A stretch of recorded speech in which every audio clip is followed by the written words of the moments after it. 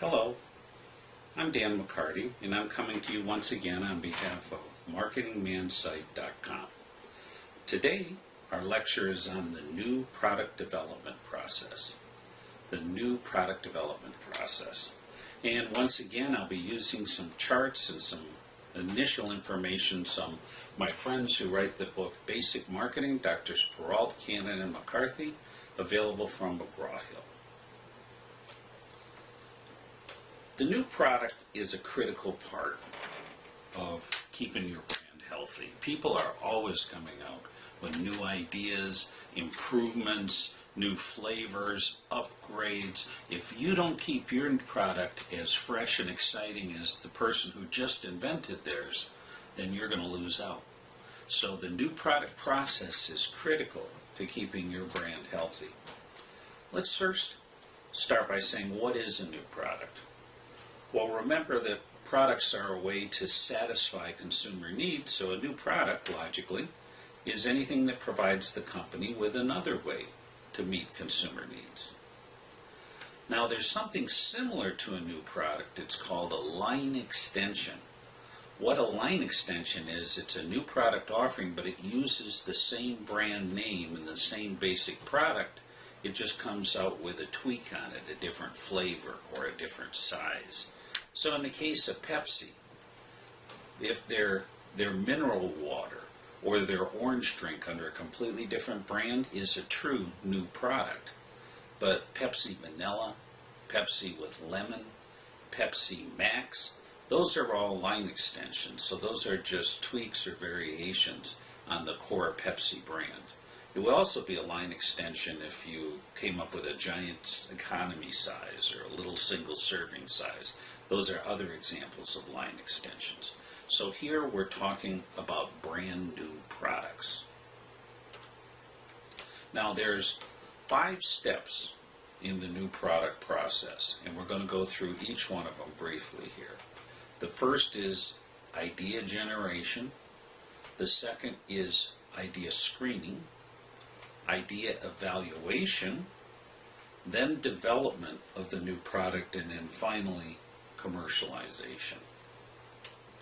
The first step, idea generation, is kind of the most fun in my mind. There's all kinds of places you can get new products ideas. Your customers, your own personal staff, marketing research. You can steal an idea from a competitor. Other markets, particularly the international markets, and company people from different departments. I used to like to bring together all of the departments associated with a brand and have a big brainstorming session. It was a lot of fun, and it made everyone feel involved with the new product process. Let me give you an example of idea generation. B&M Baked Beans is one of the brands I used to have. What it's known for is it's cooked in brick ovens for 12 hours, very old-fashioned way. These brick ovens, they were hand-stirred, and it had very much of a New England, Boston heritage to it. So we got together as a group and started to think about what are some of the products that we could develop under the B&M name. And under other bean products, staying close in, line extensions, if you will, we could do fat-free baked beans, or extra thick and hearty with lots of the bad stuff, or barbecue baked beans. Under the idea of simmered products, since B&M Baked Beans had a reputation for simmering things in brick ovens, we could have come out with B&M chili, or soups, or stews, or we could have done it under a name other than B&M. We could have also played off the New England heritage by coming out with clam chowder, lobster bisque, or Boston Beantown Beans and Franks, something like that. So these were just some of the ideas that came up as a result of our brainstorming. The point is, you can look at your brand in a lot of different ways, think about its product attributes, what it's known for, and sources of ideas can come from just about anywhere. The second part of new idea is screening the new idea. Now here I'm not talking about really evaluating the new idea. That comes in the next step. I'm talking about just doing kind of a logic check. Is it a fit with our overall company objectives? do we have the capability to even think about producing this product, and do we have any kind of rough idea it's going to be profitable? And what are the trends? Is it a horrible declining segment that we probably wouldn't want to waste time on, or is it something that's growing and healthy? So then we just kind of look through the ideas and say, okay, let's pick out the ones that really don't make sense from a strategic point of view. That's called product screening or idea screening. The third part is idea evaluation. You start to get some feedback on whether you have a good idea or not. And the most common way to do this is through something called concept testing. It takes a lot of money to produce a new product or a prototype and run it by people and get input. So a lot of times people try to get a feedback at the concept stage. Now here's an example of a couple old Brawny and Northern concepts. Testing the idea of, does it make sense to have a Brawny extra strong napkin? Or does it make sense to have a Quilted Northern extra soft napkin? Both of those brands, Brawny's known for toughness, Northern's known for softness, do have equity in that area with consumers. So what we could do is we could run these ideas just like you see here by consumers and say, would you buy that? I definitely would buy, I probably would buy, or might or might not, I definitely would not buy.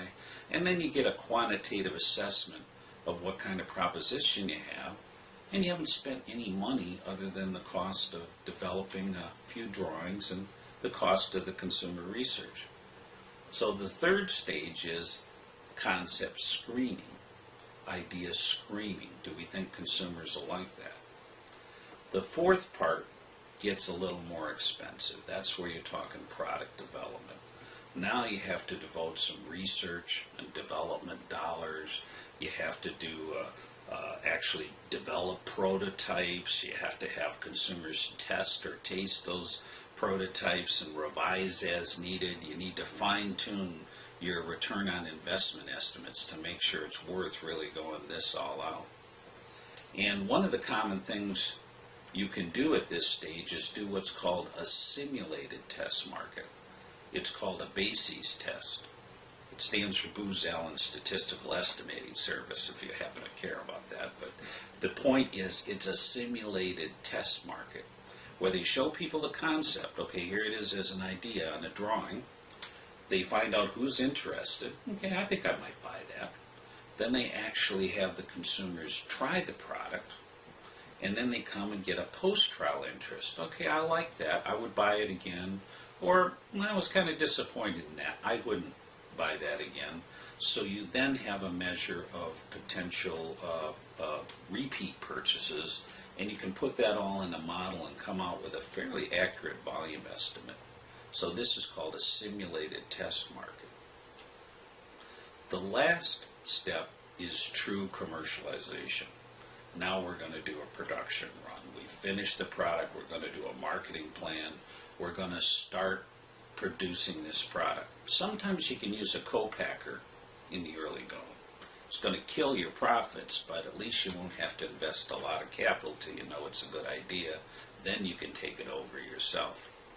Another way to kind of mitigate the risk is, as you try a product, you try it in just one market, and then as it works, you can begin to roll it out geographically. So you go to one new product, as they're successful, you expand into the Midwest, and if that's successful, you expand into the East. And the profits from year 2 of your early stage rollout can help fund the cost of rolling it out at a later stage. So that's called a rollout strategy. It's a little less costly and it's a little more conservative. So true commercialization is the final step in the new product development process. So really, that's all there is to it. It's kind of logical, isn't it? So that's the way you would approach the idea of new products. The only thing I would leave you with is a company that doesn't come out with regular new products, even though it competes with its old product, is going to fail, because if you don't want to compete with your old products, there are people out there who will. So you might as well come out with the very best product that you can. Keep coming out with improvements. Don't worry about hurting the core business, because there's a competitor out there who isn't going to have those concerns. So that's my comments on the new product process. Please visit our site, marketingmansite.com, and we'll see you on the next lecture when we begin to talk in more detail. I think the next lecture is about place, about distribution channel strategies. So I'll see you then.